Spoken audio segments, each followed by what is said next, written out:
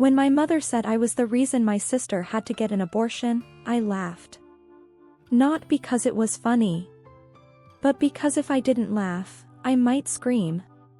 The rain had just started tapping against the kitchen window when she said it, her voice low, sharp, like a slap in the face that echoed longer than it should have. She didn't look at me when she said it. Her hands were busy wringing out the kitchen towel like it was my throat.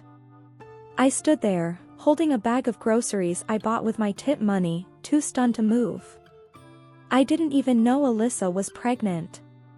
I came home from a double shift at the diner, my feet swollen in cheap shoes, my back sore from bending, only to be told I was the root of it all. My little sister, Alyssa, was 19, with soft curls and a sharp tongue, and lately, she'd been out more than in, coming home late, sometimes not at all. I asked once if she was okay, and she rolled her eyes, said I was acting like a mother. I backed off. It wasn't my place. Or so I thought. But now, suddenly, it was. Now, I was being told that it was my failure. That I should have raised her better. Guided her. Taught her. As if I'd been given that job. As if I wasn't just trying to survive myself. We lived in a cramped duplex near the edge of town, the kind of place where the wallpaper peeled in the corners and the plumbing moaned every time you flushed. Mom hadn't worked since Dad died when I was 12. She said her back was bad and her heart worse. But she could stand just fine when she wanted to yell. I was 30. I worked nights, weekends, holidays. Anything that paid. I gave her half my check every Friday without fail.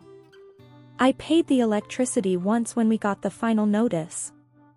I bought Alyssa a winter coat last year because she said hers made her look fat. I never expected thanks. But I didn't expect this either.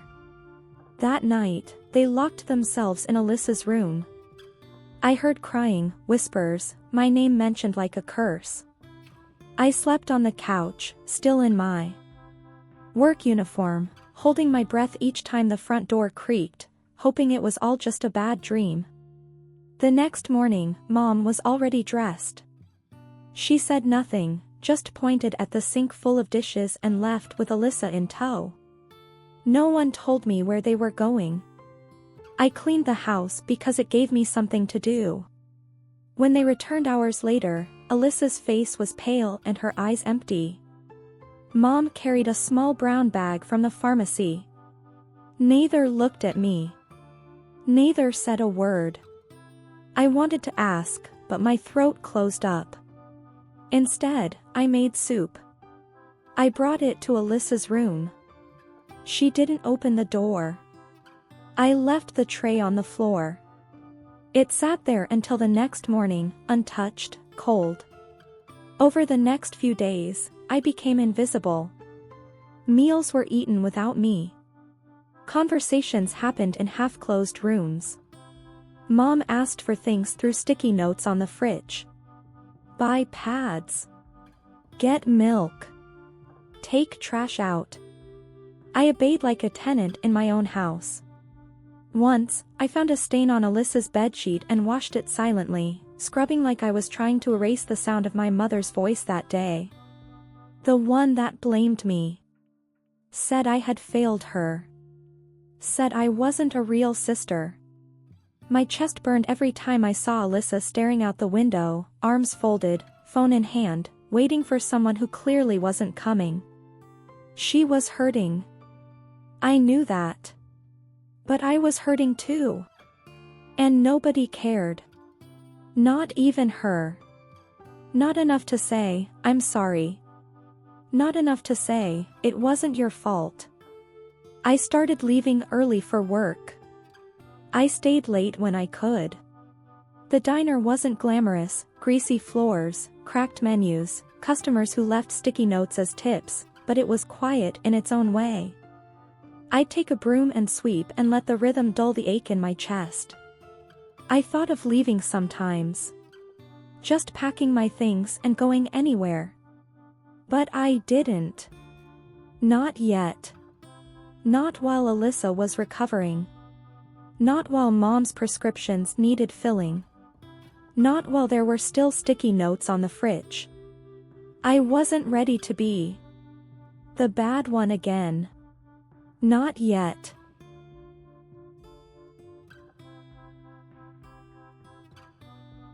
The soup bowls started coming back full. Not right away, but little by little, left on the counter without a word, as if that small rejection wasn't loud. Alyssa stayed in her room most days, face lit by the blue glow of her phone. Their mother, meanwhile, turned into a shadow that only spoke through demands, prescriptions, groceries, refills, bills. The only sign that she still acknowledged her eldest daughter's presence was when the bills were paid late. Then came the sighs. The passive-aggressive clatter of pots. The snide remarks about how some people should work more hours if they really cared. The house was silent and cold, and not because it was winter. It was a different kind of chill, the kind that settled in walls, in glances, in the air between people who no longer believed in each other. On Sunday, she sat at the tiny kitchen table, flipping through the local classifieds. Her uniform still smelled like burnt oil from the fryer. Her back ached from 12 hours on her feet. She circled a job opening at a 24-hour nursing home. She had no license. No training. But the ad said entry-level and on-site support provided. She stared at it for a long time. Alyssa passed behind her, didn't stop. The sound of the front door slamming was the only real punctuation to their conversation these days. She didn't go out much herself. When she did, it was to the grocery store with exact change or to the library where she sat at a public computer and looked up online courses in home care. She never hit enroll. Not yet. Every dollar went back to the house, and she kept telling herself that if she could just get a little ahead, just one paycheck cushion, she'd sign up. But that cushion never came. The tips got smaller. The hours got cut when a new girl was hired. And still, she kept showing up. Kept tying the same apron. Kept pretending the ache in her chest was just heartburn. One night, she came home to find her mother on the couch, holding a mug of tea and watching a game show. Alyssa was curled next to her, laughing at something on her phone. They didn't hear her come in. She paused in the hallway. It had been so long since she heard either of them laugh. She thought about joining.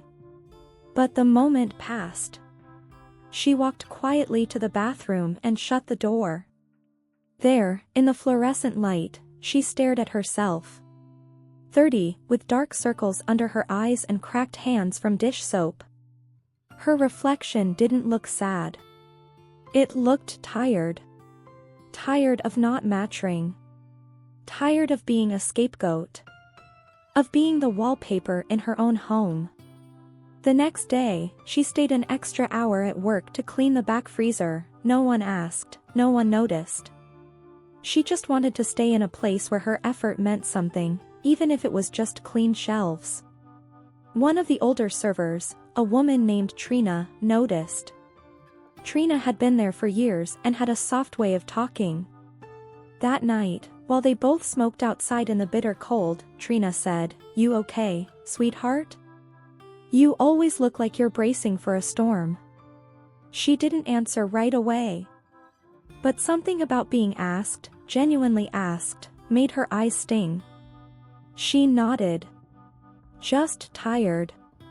Trina exhaled a long stream of smoke, looked out at the dark street, then said, "You ever think about taking care of yourself for a change?" That night, she didn't go straight home. She walked around the block a few times, watched the lights in other people's windows, imagined what their lives were like, if their sisters asked about their day, if their moms remembered their favorite dinner.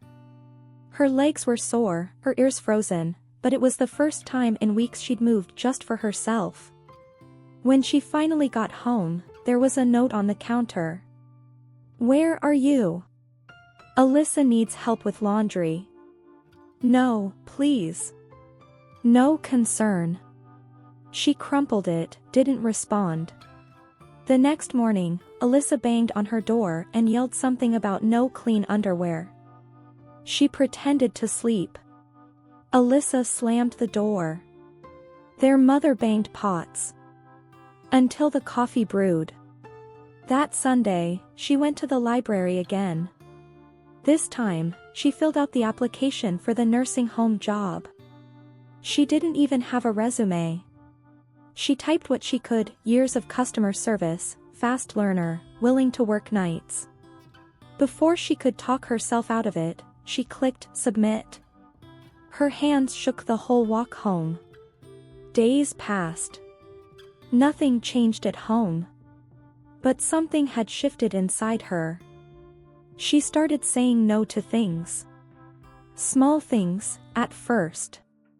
She didn't cook on her only day off. She didn't iron Alyssa's uniforms. She stopped checking the sticky notes on the fridge. It felt like mutiny. It felt like oxygen. When the call finally came from the nursing home, she almost didn't pick up. She thought it was a bill collector. But when the woman on the other line said, "We saw your application, are you still available to come in this week?" she nearly dropped the phone. "Yes," she said, too fast. "I mean, yes. I am." They scheduled an interview. She didn't tell anyone at home. She borrowed a blouse from Trina, wiped her shoes clean, and took the bus across town. The building was old but clean. The smell of antiseptic and soup hung in the air. During the interview, the woman asked why she wanted to work there. She almost said, "Because I need to get out," but she swallowed that truth. Instead, she said, "I think I'd be good at helping people who need it." She was offered a night shift on the spot. Minimum wage, but more stable than tips. When she got home that night, she didn't announce the news. She just made herself a grilled cheese, ate in her room, and for the first time in years, set her own alarm, not for someone else, not for a shift someone assigned her, but for a new start. Her mother didn't ask where she'd been. Alyssa didn't notice. And somehow, that made her choice feel even more right. She wasn't disappearing. She was beginning.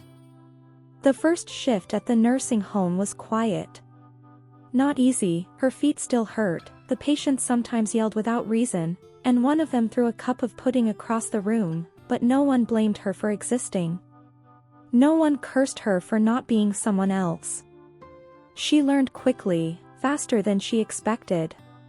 The older aides showed her how to lift without hurting her back, how to talk to patients with memory loss, how to spot the difference between someone who was confused and someone who was just scared. On her second week, a woman named Doris gripped her hand and whispered, "Don't leave me." Everyone leaves. And for a second, she didn't see the hospital gown or the wrinkled face. She saw herself. She stayed past her shift that night. No one at home asked why. The distance had become normal. Alyssa was back to going out. Mom only spoke when she needed something. The sticky notes returned. But this time, she didn't read them. She started keeping her uniform in a bag under her bed, her new life folded neatly and hidden from the old one. She bought her own shampoo. Her own snacks. Labeled them. They disappeared sometimes, but she stopped confronting it. It wasn't about winning small battles anymore. It was about building something no one else could touch. She picked up weekend hours. Nights, mostly. She loved the quiet. The way the halls echoed softly with wheelchairs and distant lullabies. On breaks, she read in the staff lounge, books she used to check out but never had time to open. The stories felt like oxygen. One night, she came home to find Alyssa crying in the kitchen. Makeup streaked. Shaking. She paused at the doorway. Their mother stood beside her, arms crossed, eyes cold. He said he didn't love me. That I ruined his life, Alyssa sobbed. Their mother said nothing. Just looked at her like disappointment. She stepped into the room and touched her sister's shoulder. Alyssa flinched. But didn't pull away. "Do you want to sit down?" she asked quietly. Alyssa nodded, collapsed into the chair. It wasn't forgiveness. It wasn't warmth. But it was a start. The next morning, she made oatmeal for herself and Alyssa. Left a bowl on the table. No note. Just steam. That week, Alyssa didn't slam her door. Didn't scream at the TV. She moved slowly. Watched her sister leave at night with quiet eyes. Mom didn't change. Still bitter. Still tight-lipped. But she stopped assigning blame. Stopped pretending she didn't see her eldest growing stronger. Maybe she was afraid of being left behind. Maybe she already had been. A few days later, a letter came in the mail. From the local community college. She had applied weeks before on a whim, to the nursing assistant certification program. She opened it outside, heart hammering. "We're pleased to inform you," her legs gave out. She sat on the front step, sun hitting her face, the acceptance letter fluttering in her hand like something holy. She didn't cry. She just breathed. Deep, full, free. That night, she cooked dinner. Nothing fancy. Just spaghetti and garlic bread. She set the table. 3 plates. Her mother sat, arms crossed. Alyssa gave a small smile. They ate in silence. But it wasn't hostile. It was tired. Honest. Human. She told them about the school. About the job. No one cheered. But no one mocked her either. It was the closest thing to support she'd felt in years. The next few weeks passed like a breath held underwater. Work. School. Sleep. Repeat.